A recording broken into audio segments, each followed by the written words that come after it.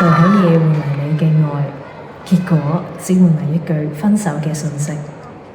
多謝你將我徹底傷透，令我可以決心從頭活過，放過自己，去等一個值得而且唔似你嘅人。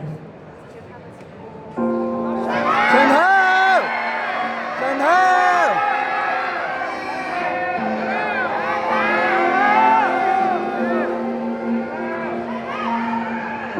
收到分手的訊息，沒意外，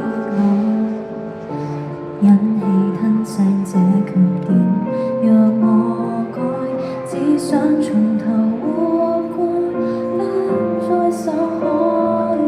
心對着我說，未似你，活像渣滓。至少他不打算對情人像你這麼深刻，或者他捨得在萬年前獻出一個吻，隨時被我找不到，能讓我夜晚比較安心。也許他的工作也繁忙，但我不需不等，陪着我甘苦與共過一生。下個他怎麼都比你專一，條件這麼吸引，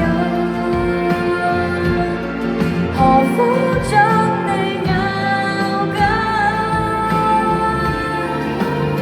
自由了，這次我會下決心，別為情而被困。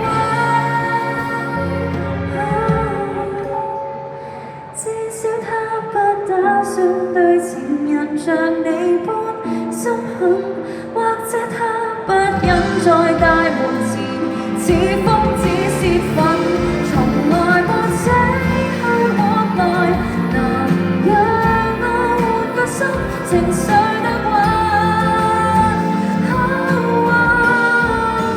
也許他不想以冷暴力來避開千的禁令，愛不解再令我死心。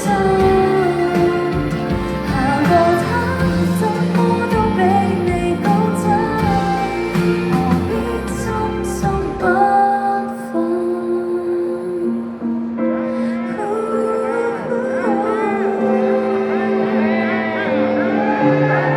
只知道下次哪個人值得等，皆愛你的人。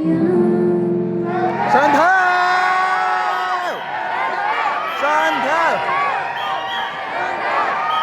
順頭，順頭。